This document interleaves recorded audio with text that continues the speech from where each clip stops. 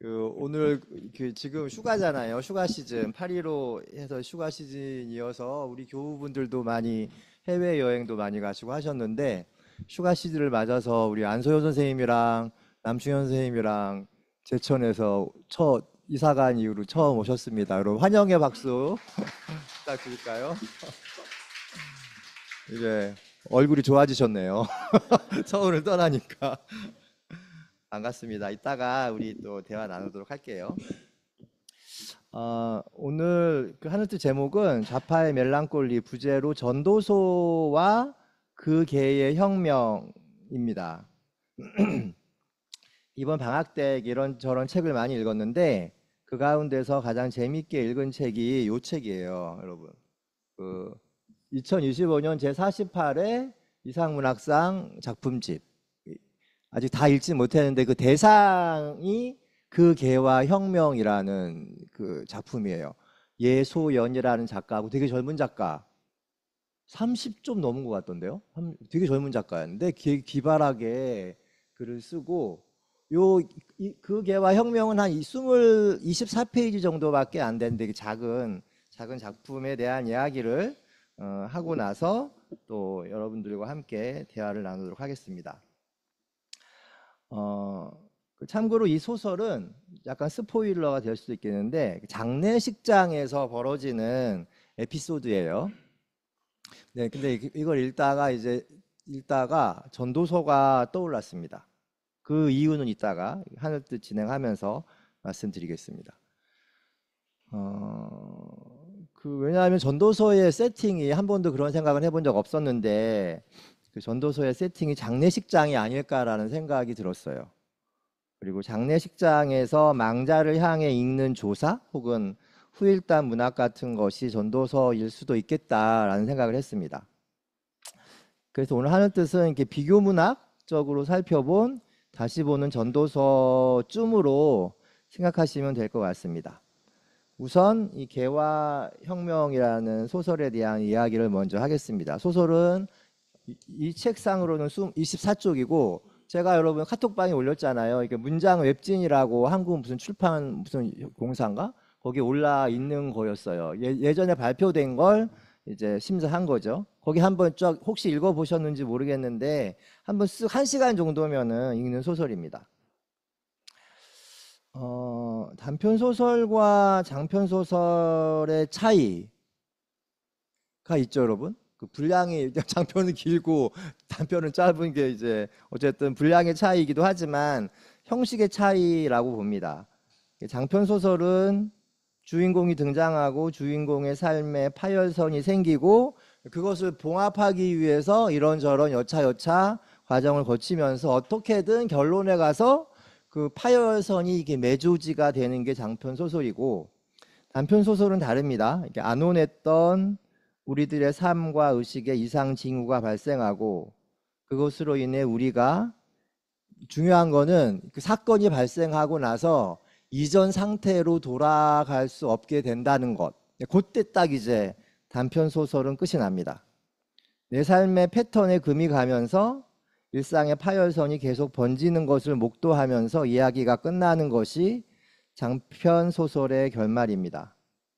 그 개와 혁명은 읽고 나서 의식의 파열선이 계속 이어지고 있다는 점에서 장편 소설입니다. 이렇게 분량이 작은 것도 작은 거지만 이게 뭐지 하면서 딱 이제 끝이 나요. 어쨌든 장편 소설이든 단편 소설이든 굉장히 중요한 사건 하나가 딱 생겨요. 여러분 이거 한번 얘기했던 건데 길 가는 개가 사람을 무는 것은 길 가던 사람을 개가 무는 것은 같은 말인가요? 다른 말이죠. 사고일까요? 사건일까요? 개가 사람을 무는 거. 사고죠, 사고. 그런데 길 가던 사람이 개를 무는 거는 그러니까 그게 사건이잖아요, 사건. 사고가 아니고 사건이잖아요, 사건. 그러니까 단편 소설은 이런 거예요. 이렇게 한 개가 있고 한 사람이 있으면 장편 소설은 한 개가 있고 개에 대한 이야기가 막 일어나고 한 사람에 대한 이야기가 막 진행되다가 어느 순간 사람이 개를 물어. 여기서부터 장편 소설이 시작이 돼요. 왜 이 사람이 개를 물었을까? 그걸 막 파헤쳐 가면서 아, 그 이래서 개를 물었구나라고 끝나는 게 장편 소설이고, 단편 소설은 뭐냐 하면 개에 대한 이야기가 있고 사람에 대한 이야기가 있다가 이렇게 하다가, 물론 이 조짐이 있죠. 무슨 사건이 벌어질 게 같은 조짐을 그 작품 속에 이렇게 몇 가지 설치를 하다가 어느 순간에 정말 딱 사람이 개를 물면서 거기서 딱 끝이 나요. 그게 이제 단편 소설이죠. 그러니까 단편 소설 읽다가 왜 물었을까? 왜 개가 사람을 물었을까? 아니지, 사람이 왜 개를 물었을까? 이곳이 이제 이 머리를 땅 때리면서 책을 덮은 다음에 독자로 하여금 왜 사람이 개를 물었을까를 계속 이제 고민하게 하는 게 단편 소설이죠. 그 개화 혁명이 그런 소설이라는, 굉장히 단편 소설의 문법을 무척이나 저는 충실하게 따르고 있다는 인상을 받았습니다. 이 소설의 화자는 8호 학번, 칙칙하죠 벌써. 8호 학번이라니까. 여기 젊은 8호 학번 운동권 아빠와 엄마를 둔 페미니스트 딸이에요. 그러니까 한 30살 정도 되는, 20대 후반에 30살 정도 되는. 아빠는 PD입니다. 칙칙하죠 벌써 여러분. 엄마는 NL이에요. 아빠는 PD, 엄마는 NL. 뭐 읽기가 싫어져 벌써. 옛날에 막 악몽이 막 생각이 나고. 이 운동권이었던 부모에게서 나온 딸, 이 수민인데 는 페미니스트입니다. 일단 지금은 화석이 되어버린 NL과 PD가 유령이 되어 등장한다는 점에서 우리 같은 80년대 학번 사람들에게 향수를 자극하는 면이 있습니다. 민족해방과 계급해방이라는 도구마를 지녔던 부모 세대의 시선에서 볼 때 이 딸, 수민으로 대변되는 요즘의 진보는 당최 뭘 하는 집단인지 이해가 안 됩니다. 단일 대우를 이루어도 될까 말까인데 요즘 운동하는 애들 보면 모두 N개의 전선으로 쪼개어지고 분열되어 있는 것처럼 보입니다. 문화정치나 정체성의 정치다라고 하면서 자신들을 변호한다고 하나 그런 다양성이 좌파의 힘을 약화시키고 있다고 운동권 부모 세대는 운동권 자녀 세대를 한심하게 바라봅니다. 여러분 그렇죠? 우리 그렇지 않나요, 여러분? 제가 만약에 저는 자식이 없지만 저랑 우리 세희 전도사님이랑 토요일 날 3시에 만나서 주일 준비를 하거든요. 뭐 주보도 만들고 뭐 하고 뭐 교회 정리도 하고 이런 거 하다가 이런 시국에 대한 얘기를 많이 해요. 또 정말 이제 반대되는, 나는 이 80년대 운동권 부모 세대고 여기는 지금 신세대 좌파 페미니스트. 맨날 이렇게 약간 엇갈려. 말들이 엇갈리지만 이제 나는 이제 그 전도사님한테 막 뭐 심하게 말을 안 하지. 속으로는 그래도 되겠냐 생각하지만 이런 나를 보면 전도사님은 나한테 꼰대예요 목사님이 막 이렇게 이러는 상황이 요 책의 부모님과 이 화자인 딸 수민의 시선이죠. 그리고 굉장히 이거는 소설의 이야기도 하지만 저희 세대의 이야기이기도 하고 저 후배 세대와의 간극을 어떻게 넘어설 수 있을까를 둘러싼 또 이야기이기도 합니다. 진보 페미딸 수민은 이런 진보 꼰대 아빠 태수를 감이 떨어진 후진 세대로 바라보죠. 저를 바라보는 우리 학생들의 시선이기도 해요. 교수님 감이 떨어지셨네 하면서 정말 이제 더 이상 수민 세대는 역사의 진보를 국가와 민족이라는 큰 틀 안에 가두고자 하지도 않고 대타자의 시선을 겉으로 의식하지 않으려고 합니다. 그들은 사적인 것이 공적인 것이라는 문제의식을 기본으로 깔고 있기에 공적인 가치들, 우리가 옛날에 말했던 민족이나 국가와 통일과 민주주의와 이런 것들 아래 줄 세우려는 86세대의 욕망과 그 깃발 아래 모이라는 명령을 거부합니다.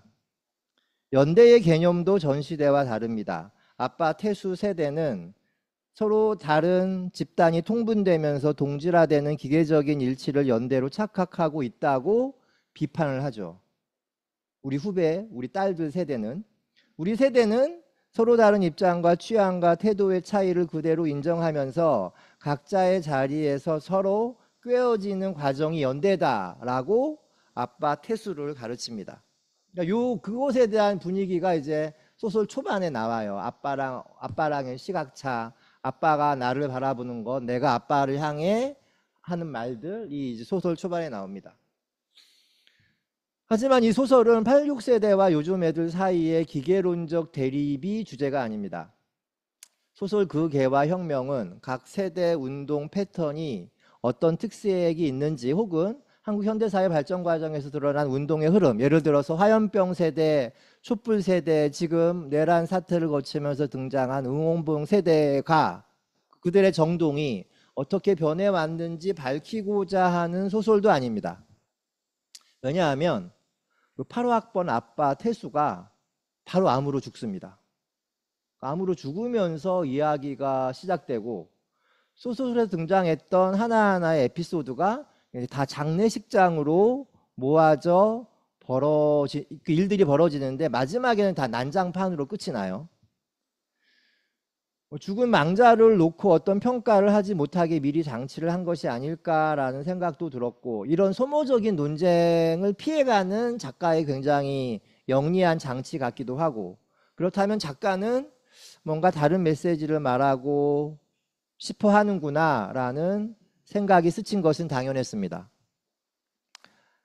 보통 경험상 책을 읽다 보면 어느 정도 글이 예측이 되죠. 이 소설도 그랬습니다. 얼핏 보기에는 NL이 나오고 PD가 나오고 요즘 페미가 나오면서 우리 시대 운동의 과제와 한계를 제시하고 아빠 태수의 장례식장을 통해 구좌파와 신좌파가 얽히고 서로 화해하고 공감하면서 끝나겠구나 생각했는데, 거기까지가 저의 상상력의 한계라는 것을 깨닫는 데는 그리 오랜 시간이 걸리지 않았습니다.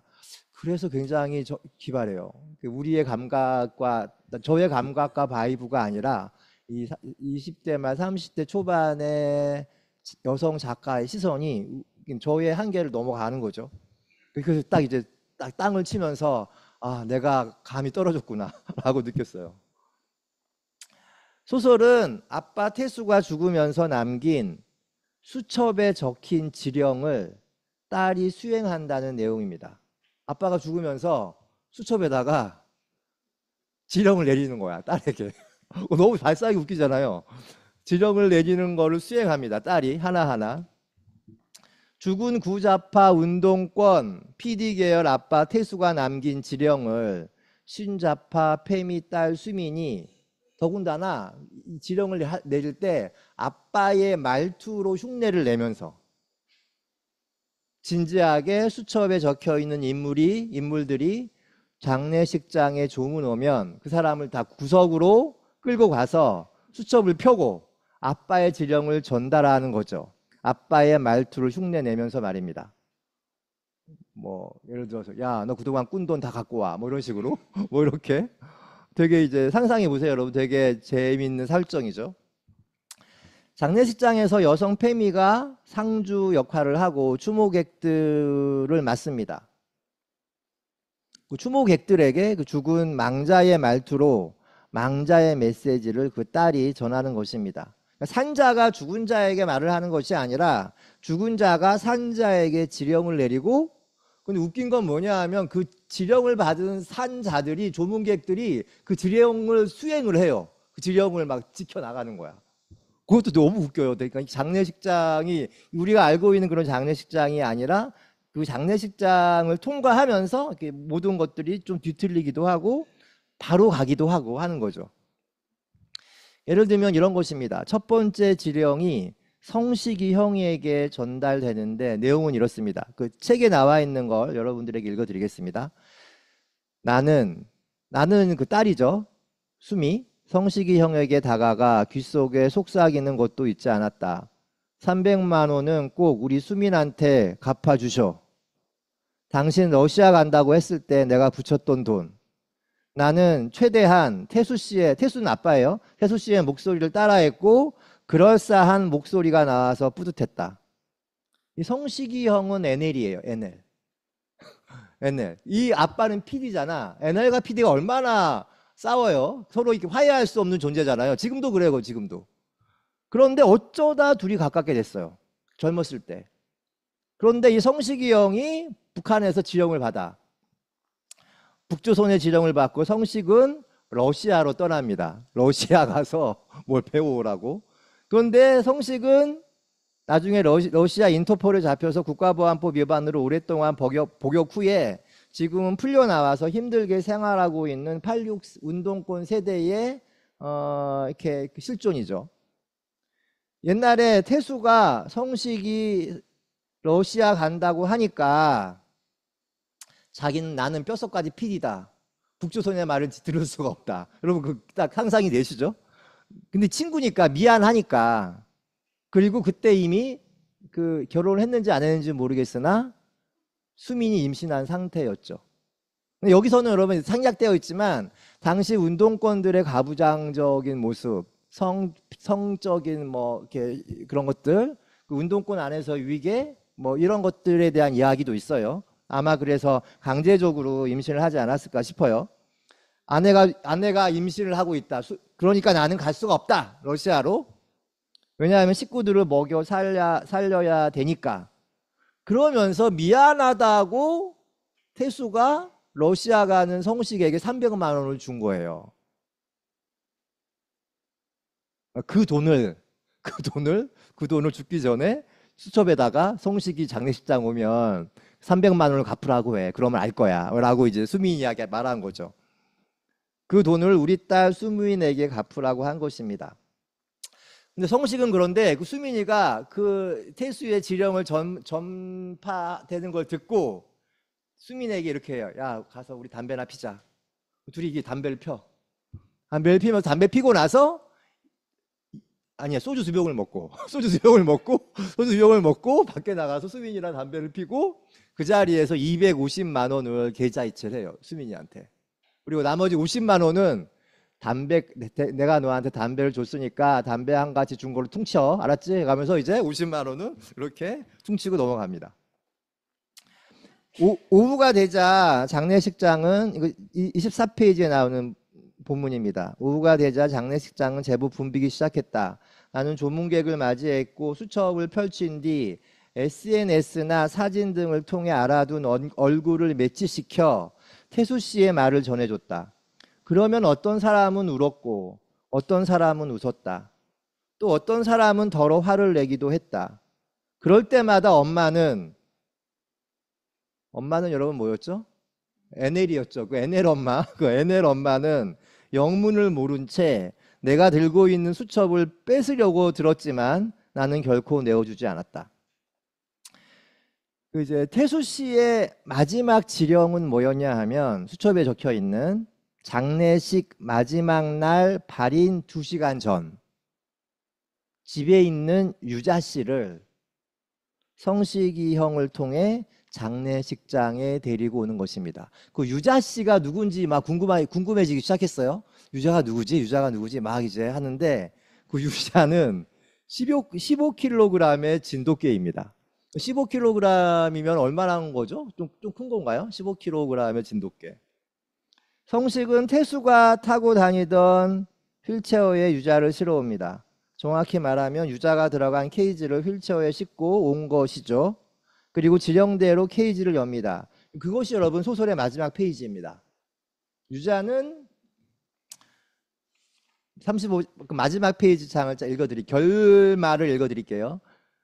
유자는 장례식장 곳곳에 냄새를 맡고 음식을 먹고 벽에다가 오줌을 싸고 직원들이 유자를 잡으러 다니지만 잡히지 않고 수민에게 달려온 유자를 수민이 쓰다듬고 그러자 엄마가 울며 소리 지릅니다. 니들 진짜 미쳤니? 하면서 그러자 엄마의 팔을 잡고 수민이 마지막 지령을 최대한 태수 씨의 말투를 흉내내어 말합니다. 아빠 태수는 엄마가 유자가 장례식장을 깽판 칠 때 이렇게 말할 것이고 엄마에게 할 마지막 멘트가 마지막 지령이었어요.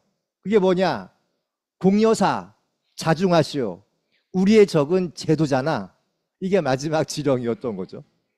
너무 약간 그 상황이 막 그려지면서 너무 재밌기도 하고 울컥하기도 하고 여러 가지 감정이 교차되는 느낌이었습니다. 나는 비록 눈물이 차올랐지만 활짝 웃고 있는 태수 씨의 영정 사진을 보면서 같이 웃어 보였다. 그것이 태수 씨의 마지막 지령이었기에. 여기가 이제 소설의 끝입니다.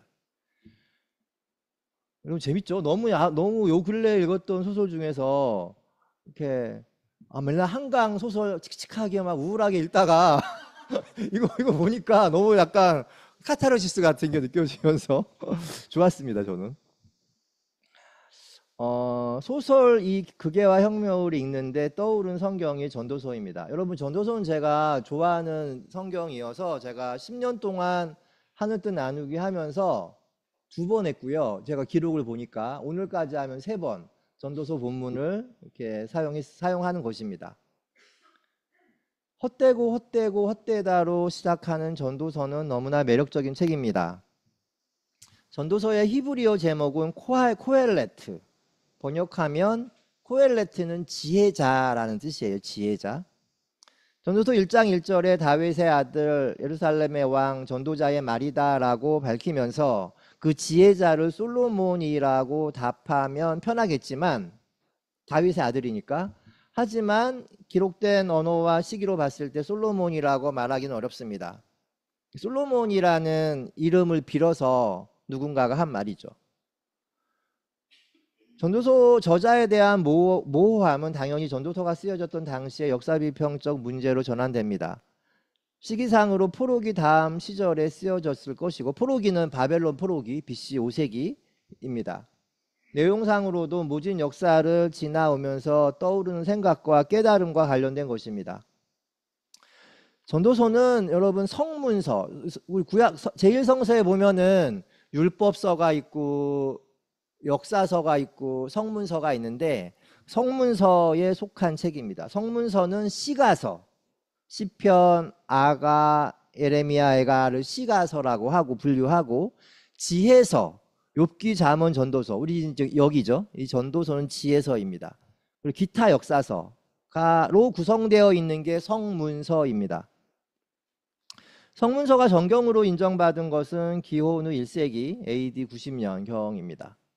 우리가 살펴볼 전도서는 지혜서인 잠언, 욥기, 전도서와 함께 묶여져 있습니다. 그러니까 요 세 가지가 다른 책이지만 같은 느낌과 같은 목적으로 쓰여진 것이죠. 잠언 같은 경우는 도덕교과서 같은 인상이 짙습니다. 착한 사람은 복을 받고 악한 사람은 벌을 받는다. 아주 단순합니다. 인과응보 뭐 이런 것들. 그러나 욥기는 좀 다릅니다. 인생이란 그렇게 단순하고 나이브하지 않다. 신앙으로 이해하기 어려운 복잡한 것이 이 세상이다. 왜 선한 사람이 고난을 받는가? 어찌하여 악인은 멀쩡한가? 이런 물음들을 던집니다. 잠언이랑은 너무 다르죠. 잠언은 착하게 살면 복을 받는다 이런 거라면, 욥기는 착해도 벌을 받는다. 뭐 이런 내용이죠. 다 신앙적인 우리들의 고민이잖아요. 전도서는 욥기와 같은 문제 의식이 있는데 욥기와는 처방이 좀 다릅니다. 욥기가 굉장히 치열하고 끈적끈적하게 이런 물음들에 대해서 천착하는데, 반면 전도서는 좀 쿨하고 좀 거리를 두는 면이 있습니다. 신에 대해, 인생에 대해, 역사에 대해, 인간의 가능성에 대해 냉소적입니다.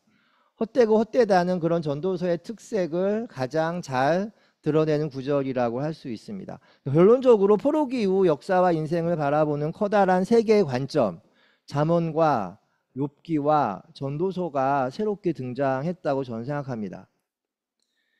장례식장이 배경인 소설 그 개와 혁명을 읽으면서 근래에 이런저런 장례식장을 찾아다니면서 느꼈던 소외가 오버랩되면서 오늘 전도서의 구절들이 스쳐 지나갔습니다. 소설에서 등장하는 NL과 PD는 대한민국 현대사를 추동해왔던 커다란 사회 구성의 원칙, 이데올로기의 양대 축이라고 해도 과언이 아닙니다. 이스라엘 역사도 마찬가지입니다. 역대기적인 역사관. 신명기적인 역사관이 이스라엘을 지배했던 이데올로기입니다. 신앙적 이데올로기는 이스라엘을 구원하지 못했죠. 결국 이스라엘 백성들은 바벨론에게 망하고 바벨론 강가로 끌려갔다 옵니다. 전도서는 바벨론 기환 이후 의 사람들, 포스트 바벨론 이후의 세대의 시선에서 과거를 반추하는 것입니다. 그러면서 세계와 역사와 신을 다시 바라봅니다. 그렇다면 왜 이런 시선이, 이런 메시지가 필요했던 것일까요? 코엘렛의 시각에서 볼 때 새로운 세상으로 나가기 위해서는 역사와 구원에 대한 그동안의 이력에 대한 청산이 필요했습니다. 예루살렘 중심주의가 대표적입니다. 그것은 현재 시오니즘으로 전환되어 있는, 그래서 이스라엘의 팔레스틴 학살을 정당화하는 도구로 사용되는 그것입니다. 이미 전도서는 이거 이스라엘 중심주의 시오니즘이 갖고 있는 폐해를 어느 정도 알고 있었는데 지금 이스라엘 상층부 주유에서는 그것을 버리지 못하고 있는 거죠. 전도서에서 헛되고 헛되다라고 했을 때 무엇이 헛된 것인가를 묻는다면 바로 이 예루살렘 중심주의라고 말할 것 같습니다. 이렇듯 과거와 얽힌 기억, 관계, 서사에 대한 한 줄 평, 그리고 앞으로 펼쳐질 삶과 세상을 맞이할 사람들에게 들려줄 지혜를 코엘렛은 헛되고 헛되다라고 적었습니다. 그런데 전도서는 헛되고 헛되다라는 말과 같은 비중과 무게로 기억하고 기억하라는 말도 남깁니다. 상반된 말입니다.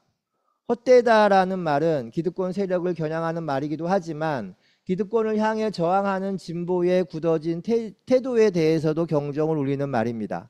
기억하라는 말 역시 그렇습니다. 민중의 기억은, 특별히 봉기의 기억을 재생하는 것은 체제의 입장에서 볼 때는 가장 두려운 말입니다. 반면 기억하라는 말은 아니라고 무기력하고 관성적인 진보 진영에게 혁명의 열정과 순수성, 그리고 혁명을 일으켰던 첫마음을 되살리라는 요구로 들립니다. 그렇다고 볼 때 저는 전도서가 이중적인 메시지를 보내고 있다고 봅니다. 극예와 혁명도 마찬가지입니다. NR과 PD로 상징되는 구좌파에게는 헛되다라는 메시지를 던지는 반면 정체성의 정치학에서 계속 공전하는 신좌파들에게는 장례식장 장면을 통해 기억하라는 메시지를 던지는 것 같습니다. 그런데 무엇을 기억하라는 것인지는 잘 모르겠어요. 전도서는 창조주를 기억하라고 분명히 말하지만 장례식장 씬에서 예서연 작가가 기억하고자 하는 메시지는 분명히 있는 것 같은데 그것이 뭔지는 잘 모르겠습니다. 위로부터 유전되는 뭔가가 흔적처럼 우리 사이에 존재하고 있음을 작가는 말하는 것 같은데 꼭 집어서 작가는 말하지 않습니다. 그런데 그것이 드러나는 방식은 분명합니다. 현재를 와해시키고 틈과 균열을 내는 것입니다. 장례식이라는 너무나 포멀하고 너무나 관습적인 그 제도를 마지막에 그 허물어뜨리는 광경을 보면서 틈과 균열을 어떻게 낼까라는 것을 고민하라는 메시지로 저에게 다가왔습니다. 그러니까 이러고 저의 고민이 시작되는 거죠. 어떻게 마무리를 지어야 할까?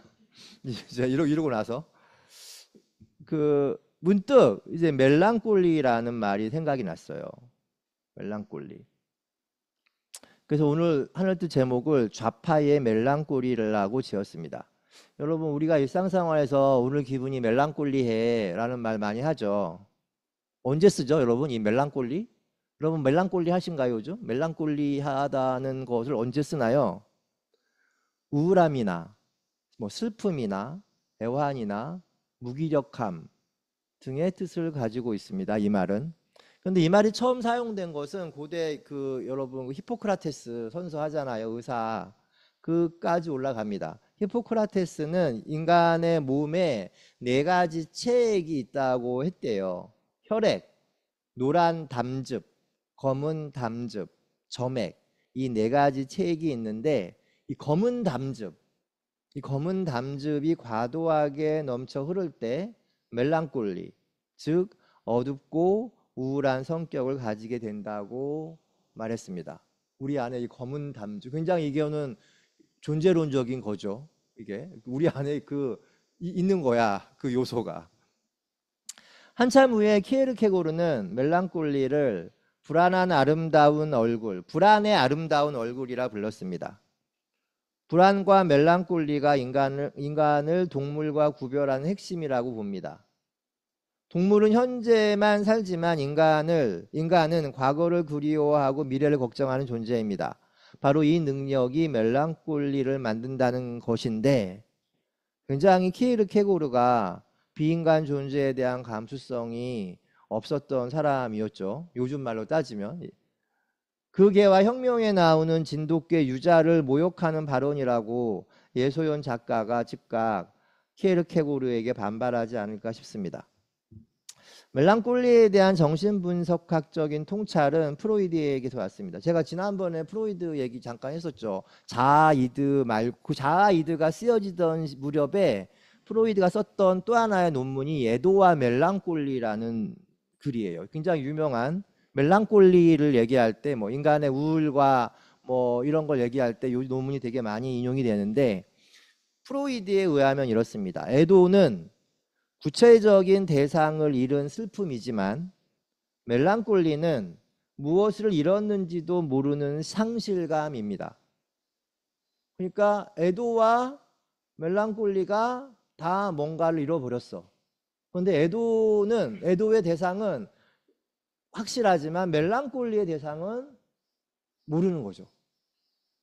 더 발전시키면 멜랑콜리는 사랑하지만 소유할 수 없는 것에 대한 슬픔이라고 말할 수 있습니다. 에도와 멜랑콜리는 기본적으로 대상에 대한 상실감에 맞서는 정신의 기제라고 할 수 있습니다. 에도가 상실을 분명한 언어로 포획하고 고정시키는 방식이라면 멜랑콜리는 에도를 끝내지 못하는 것입니다. 상실된 대상의 자녀가 멜랑콜리에 있는 것이고 에도는 그것을 떨쳐내는 행위입니다. 에도가 죽은 사람을 기억하는 행위라면 성공한 에도는 죽은 사람을 계속 기억하는 행위, 즉 멜랑콜리가 되어야 되는 것 아닌가라는 생각도 합니다.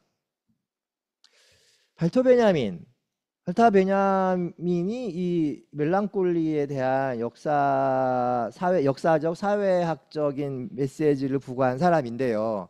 발터 베냐민은 되게 흥미로운 관점을 제시합니다. 멜랑콜리를 역사에 대한 감각이라고 정의합니다. 집단적인 역사죠. 과거의 상실감과 현재의 불안함을 동시에 느끼는 능력이 멜랑콜리라는 것이죠.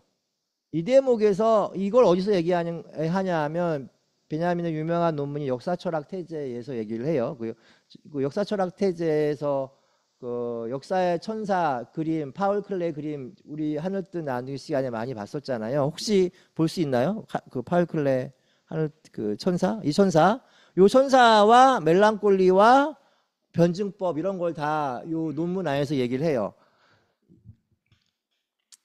원래 이 그림은 파울 클레라는 화가가 1920년에 그린 앙겔루스 노브스, 그 새로운 천사입니다. 베냐민은 이 그림을 이렇게 묘사했습니다. 역사철학 태자에서. 여러분, 천사는 보통 이렇게 하늘을 향해 이렇게 올라가잖아요. 이렇게 하늘을 보면서 이렇게 올라가는 거잖아요. 이 그림은 이 시선이, 이 천사가 하늘을 향한 시선이 아니라 이렇게 땅을 바라보면서 올라가는 시선이에요.